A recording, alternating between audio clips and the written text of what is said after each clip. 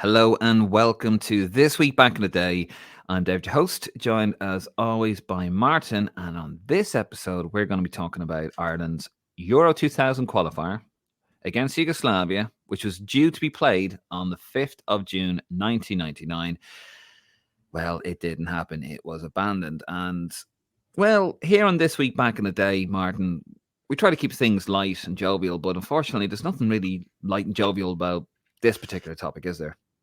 No, it's not. No, it's a bit of a serious one, this one, but it's an interesting one in the context of Irish football because, Mick's very vocal on the situation, what's happening. It's a very sensitive kind of time. Yeah. I know you've been very anxious to do this. Long-term listeners of the Green Machine podcast will know that Dave loves war, and so he is very, very keen to get into this one. But yeah, look, people will probably be thinking, why are you covering this? The game didn't happen and whatever it was. But this was we'd seen this from Euro 92, hadn't we? When conflict impacts the world, we need to really figure out how teams internationally, how can they handle these situations sensitively, and it can obviously have an impact on qualification campaigns. So it's worth covering. I love how you already stick the knife into me, and I even gave it. Even the intro was a little bit more kind of downbeat than usual. Hello, this is serious, lads, and you just fucking stick the knife into me. Thanks for that, man. No worries. But yeah, so many of you are probably, especially you younger listeners that we always refer to because we're old farts over here. You're probably wondering, what's this got to do with Ireland? Well, in 1998, the 18th of January 1998, in Ghent, Belgium, because the Euro 2000 was held in two countries, the lowlands, wasn't it, of the Netherlands and Belgium. Great tournament, by the way, Euro 2000. Really enjoyed that. But anyway, for that qualification campaign for that particular tournament, we had been drawn in a Group 8, with Croatia, Yugoslavia, FYR Macedonia, which is former Yugoslav Republic of Macedonia, and Malta. So 3 teams from the Balkan Peninsula. It was a very tough group because Croatia had finished third at that summer's World Cup, or would finish third at that summer's World Cup. Fabulous team. And Yugoslavia, I think they reached the second round of France 98. That Croatian side really actually was made up, wasn't it, mostly of the great Yugoslavian team that could have been in the early 90s. That was a fabulous team, wasn't it? Croatia, you had Boban, Boksic, Šuker. Fabulous side, wasn't it?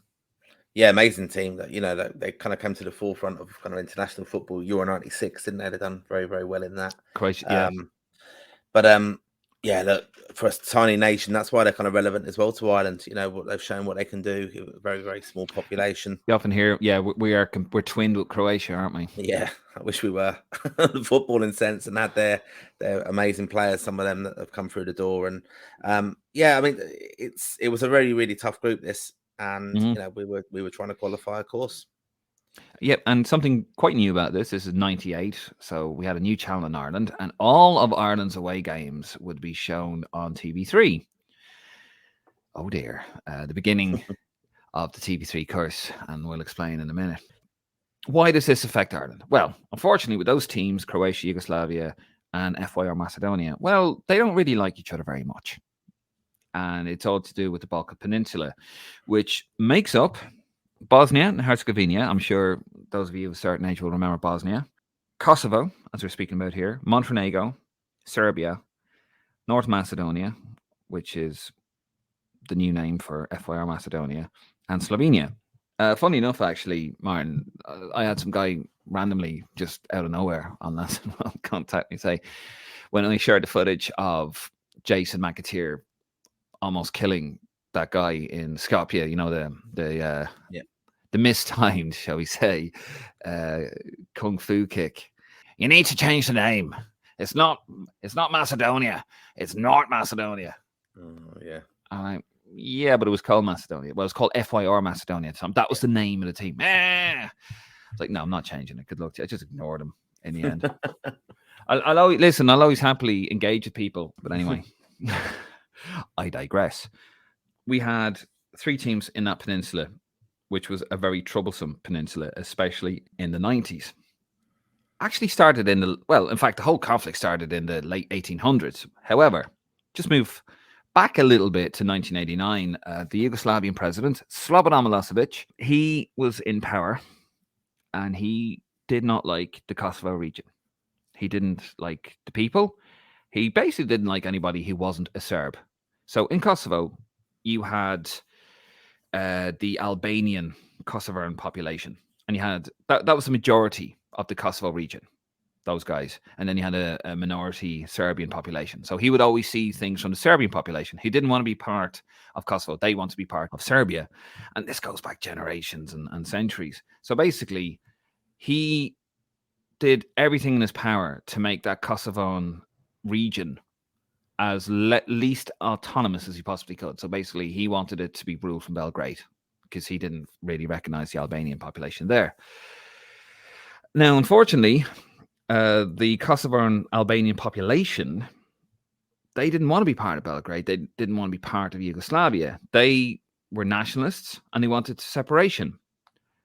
And basically, at this time in the late 80s, early 90s, the fall of communism in Europe, with Russia, the Soviet Union, a lot of these countries were popping up, Martin, weren't they, at the time, like Albania, and we were playing Latvia and Lithuania, especially the World Cup '94 campaign. You're like, where's this country and where's that country coming from? So, a lot of these countries were now getting, like Czech Republic and Slovakia, used to be Czechoslovakia.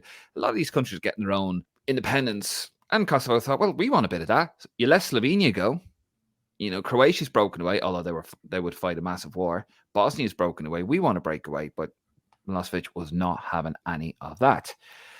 So in the early 90s, the KLA, the Kosovo Liberation Army, was founded in 1991, actually, to fight for that independence.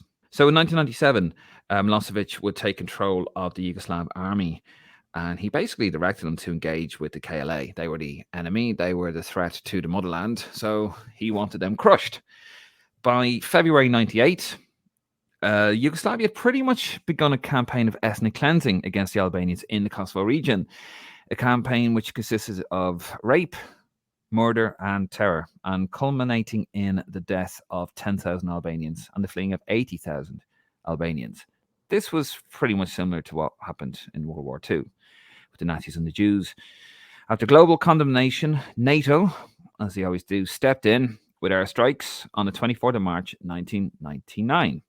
Very politically dicey period, I think, is one way of putting it, Martin, here, isn't it? Lot to unpack there, obviously. I know not everybody is very well versed in this particular topic because it's nothing to do with Ireland. Strictly, it's over there in the Mediterranean.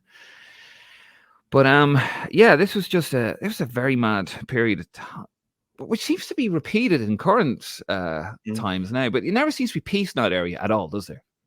No, there's not, and that's the thing of and why it's relevant is obviously to the football and sport, and life's continuing for another part of the world, and yet you've got these respective countries then are seeking to qualify for football tournaments, which in the context of things doesn't seem relevant at all. Mental, and one of the things, obviously, then that you're like as a nation, the Republic of Ireland have got, and our politicians have to consider, is how do we engage with this? What UEFA are obviously panicking about.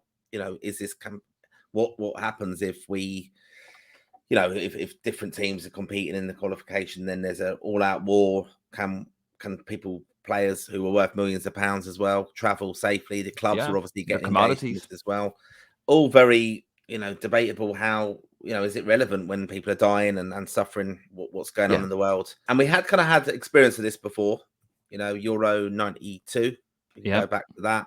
Sadly, nations falling out with each other and it escalating to war does have an impact in the sporting arena. It's amazing, though, isn't it, that Ireland always seems to get involved. Not involved, sorry, but like we always. What's the word I'm looking for? Like a kinman. Yeah, it's like a kinman. Like, well, on a footballing sense, it does, and we'll get to that in a little bit. But there seems to be a kinmanship between Ireland and the Balkan area. I mean, we had the Bosnian war there. It was the same thing again. Muslims in Bosnia, Serbs didn't want any of that. Didn't want them because they were impure to the Serbs. That seems to be the Serb mentality. We had a lot of Bosnian refugees. We had Kosovan refugees in Ireland as well. I think we took in about 1,000 around this time. You had the whole thing with U2 wanting to do the, I'm really showing my age now, the Zoo TV's Europa Tour. and he would have live feeds from Bosnia during a concert, which was quite distasteful, I suppose, if you're a paying fan. And he'd have live feeds from people literally being fired on. We'll enjoy a concert, like we might die tomorrow, and you're like, oh, okay.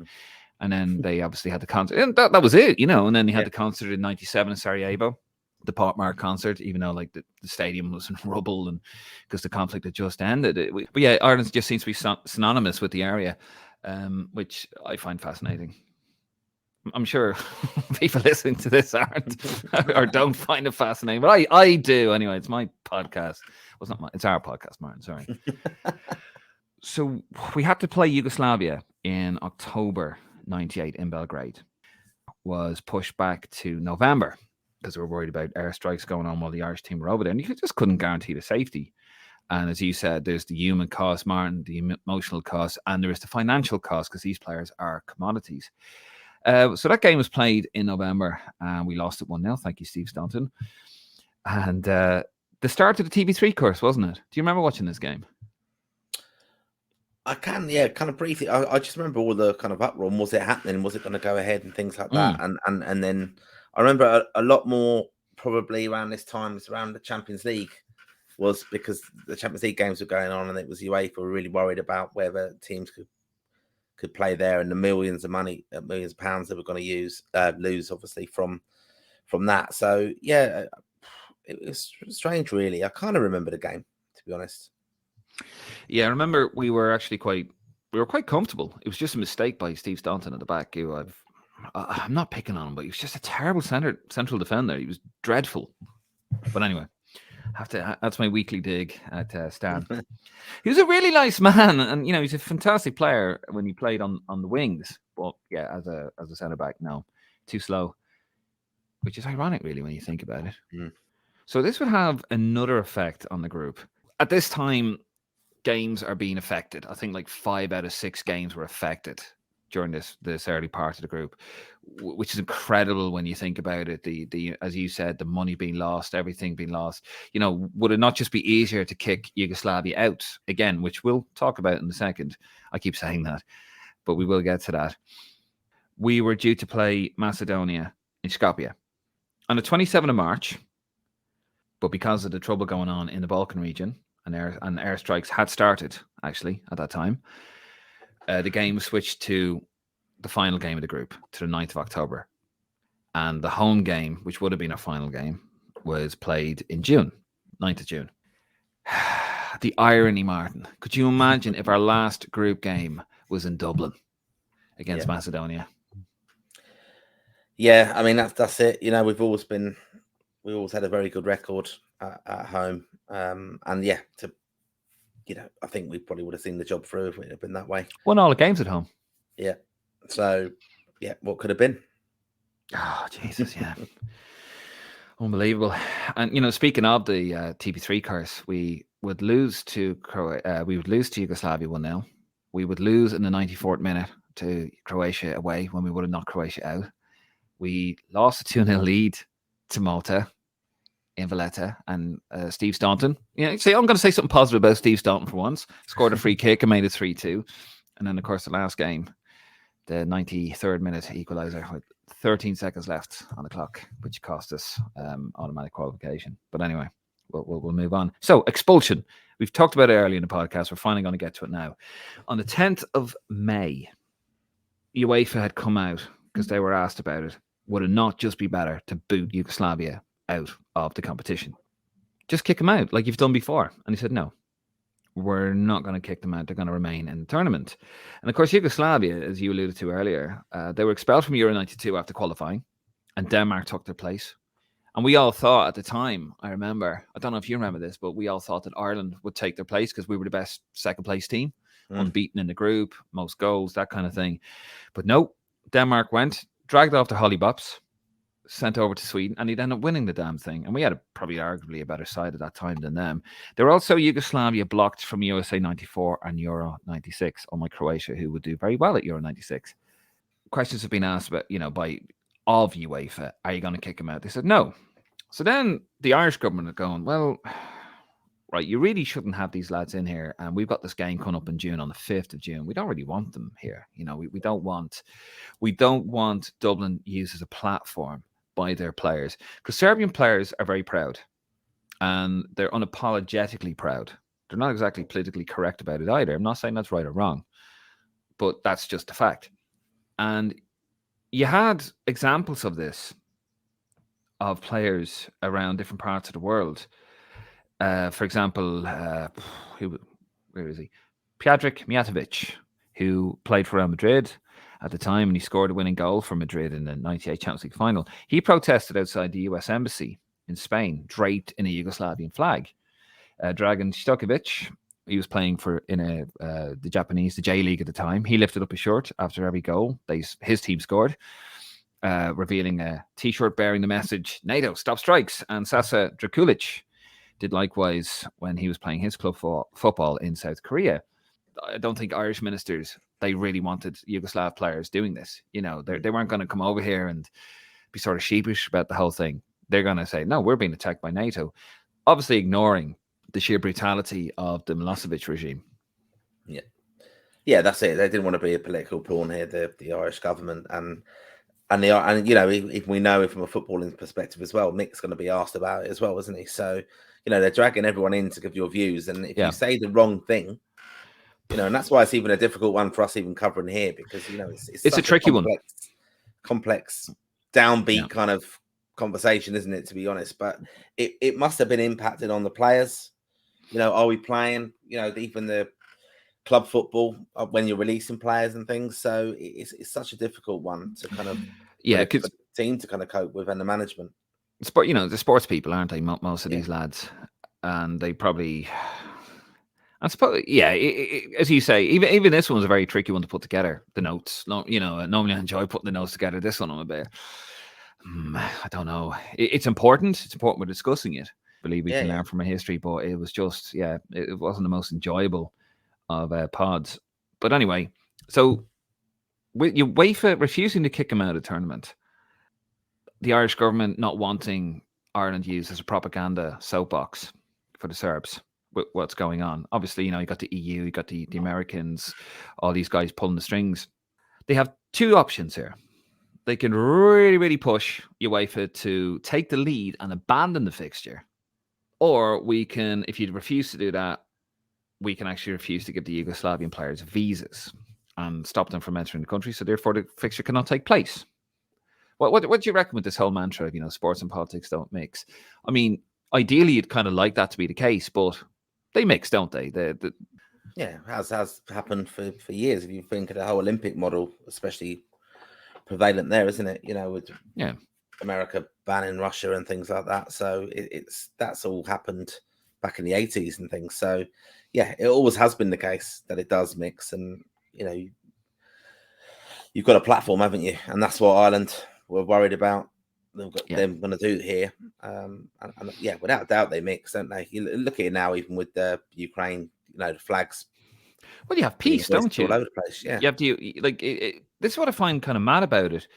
Even though it's not that long ago, but it's still the 90s. It's still relative. We're still in very much the new football, new politics, political correctness, this kind of thing. And 2022. When the conflict started in Ukraine, UEFA went, "Oh, you're kicked out. You're not performing this. No Champions League for you. No this, no that." And back then, Leonard Johansson, who was the UEFA president at the time, was just very reticent to go down that line. He was very much of the old school, wasn't he? That sports and politics don't mix, but they clearly do. Yeah. And anyway, we'll continue. So basically, the Irish team prepared as normal. As you have to, because it was still up in the air. Will they? Well, it won't be played, and this is June, 1st of June. Mick is asked about it. And good old Mick. He's asked, would the Yugoslavs be affected by all this going on? And he says, if the situation was reversed and we were going to Yugoslavia and my granny's chippy in Waterford was bombed, I think I'd be going there with a point to prove. Good old Mick. Typical Mick, that is, isn't it? And, again, he's... I don't think that's offensive what he said at all, but he's got to be quite kind of sympathetic, isn't he? And how Yeah, he's got to he's not answer. a I'm sure historian. he doesn't want to know and be Yeah, asked those questions. So it's a throwaway line. It's very funny, but yeah, it's typical Mick. my granny's chippy. Good old Mick. I think though, even that response is showing that he doesn't want it to mix with politics. He's a football manager at the end of the day, and he's being asked this, so it's a bit of a throwaway comment to say, kind of an analogy to kind of use there. Kind of But lighten the it's a mood bit a little bit, isn't light-hearted, it? yeah, because it's heavy.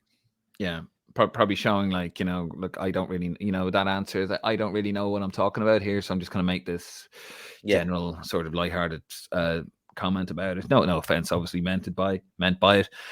So the next day, the Irish government, with UEFA just refusing flat out to cancel the fixture, the Irish government say, all right, fair enough, you're not coming into the country, no visas for you. Now, this would leave Ireland open to several possibilities of sanctions. One was expulsion, including the next World Cup, actually. Could have been 2002. Nick would have been crestfallen. No World Cup for Nick. They could have been banned from playing competitive games at home. They could have been fined heavily, but points awarded to Yugoslavia, or just a fine with the game perhaps moved. The FAI at the time agreed with the decision. Bernard O'Byrne, he was the chief executive at the time. He said, "Look, we agree with it." However, he did reiterate, it wasn't our idea. This is above us. This is Ireland, the government. This is also the EU was giving, was putting pressure on us as well. NATO. This is out of our hands, but we do agree with the decision. And they did say that, look, if UEFA give us more than like a slap on the wrist, a fine or whatever, if we were thrown out of the competition, it's completely unfair. The Yugoslavs at the time had refused to call the game off. Fair enough. They were probably hoping for a 3-0 walkover, to be honest, and said that they will stand by UEFA, their decision not to call the game off. But they also said, look, we'd happily play the fixture in Dublin at a later date. What do you reckon, Martin? Was it right to abandon the game, in your opinion? What do you think, Dave? I'll go with your view first. Jesus. Yeah, I think it was right. I don't think you could have played the game with that going on. I think if you have to make a statement with these things, and I think if you just go, yeah, look, it's absolutely fine. You guys come over here like nothing is happening. You can't just normalize the situation. There has to be, no, this is not okay. We don't accept this. We don't accept you going in because your president has a complete hard on for Serbs. You can't just do that. It's like what Putin was doing to the Ukraine, the gaslighting the whole situation. Milosevic had done that. He had gaslighted the situation in Kosovo in '89, where he made out that the Serb minority were attacked by Albanian Kosovans. Oh, I can't believe this happened. It won't happen again. And that was his gaslighting operation to okay this, to go in and have the breakup of Yugoslavia, the fall of communism in the region. And actually, this probably would have happened a lot sooner. That's just my take on it. So I think it was right. I don't think you can accept that. Now, is there an element of a hypocritical nature? Of course there is. You look at what some countries are doing in other regions, what China are doing, but no one's going to ban China. What they're doing with the Muslim, the youngins, I think they're called the youngin population. I just off the top of my head, if I got it wrong, I apologize. But what they're doing, they're slaughtering Muslims because it's communism. You can't have religion. You're all part of the motherland, the machine. So we're going to burn your books and we're going to slaughter you. They're still involved because they have the money. So there is a little bit of hypocrisy here. So I'm not at all oblivious to that, but you still, the right call, you cannot normalize these things. I'm going off on a tangent. So I do think it was correct. And people will listen to this, go, yeah, but look at what England did and what was going on here and whatever. Okay, fair enough. But we're talking about Yugoslavia. Yeah, I think as well, the history of Ireland, I know, look, what I say now will be kind of probably deemed quite ironic in a sense with the troubles we've had, but relatively, when there's been world conflicts, you got to remember that we've been a neutral politically in those. So, I think as well, there will probably, that is there as well to see how the Irish government were going to respond to it as well. So, right, I think with NATO's involvement and we didn't want to be a political pawn, basically. But I'd say there's pressure coming from America as well, because America is at the heartbeat, and at the time, the UK, France, that's NATO, isn't it? That's it. So yeah. I look, America pays a lot of bills in Ireland. They have a lot of power, a lot of sway. And I'm sure there's pressure coming from the US government saying, you better not let those fuckers come in here. Yeah. Yeah. That's it, yeah. Because if the game had been played, it would have happened that these players would have scored goals, or there would have been some form of protest, and that's what ultimately they were stopping by not having the game. Yeah. No, 100%. So in a nutshell, you think it was the right decision? Yeah. Yeah, I do too. I genuinely I don't know how that's will go down with people listening to this, but yeah, I just think it was the right decision. Moving on, peace would break out in the region, thankfully, on the 11th of June 1999 when Yugoslav troops pulled out of Kosovo and NATO stopped the bombing. And of course, that would lead to Milosevic being rushed and taken away and dragged off to The Hague, where he was poisoned, funny enough, which, can't say I'm all that tearful. Ireland. So what happened to Ireland? Well, basically, we were fined 50,000 Swiss francs, which is about 25,000 Irish punts at the time. Very strong currency, not like the euro. Unfortunately, that's yet again another podcast for another day. The game was moved to September and was played in Dublin, and it was a game we won 2-1 with that fantastic. It was a great game of football. Poigi Kalina. I think I'm saying that first name right, but he was the referee that day. Not a single player was booked, Martin. It was a 2-1 win. Robbie Keane with a lovely goal, and Mark Kennedy with probably the best goal ever scored at the old Lansdowne Road. Did you watch that? Were you at that game? Did you watch it on Channel 5? I think I watched that on Channel 5. Yeah, Big Jack doing the commentary. You can get that clip, actually. I have that clip on Lansdowne Road. It's amazing. He just takes over. Anyway, right. Martin, we're going to leave it there. Thank you very much for coming on. Thank you very much for listening. If you liked what you heard on This Week Back in the Day, you can get all of our previous episodes where we cover a range of topics of Brazil 87, Euro 88 squad, USA 94 squad, Queen's Testament, all those kind of things. They're all there in the archives at greenmachinepodcast.com. That's the greenmachinepodcast.com. You can also follow us on Twitter, Instagram, Facebook, and also give us a little cheeky subscribe over on the YouTube channel. We have all these episodes as well, so you can listen to it like I do when I'm in the gym or on my way to work. I like listening to a good old podcast. Anyway, we're going to leave it there. Thank you very much for your support. We'll see you on the next one.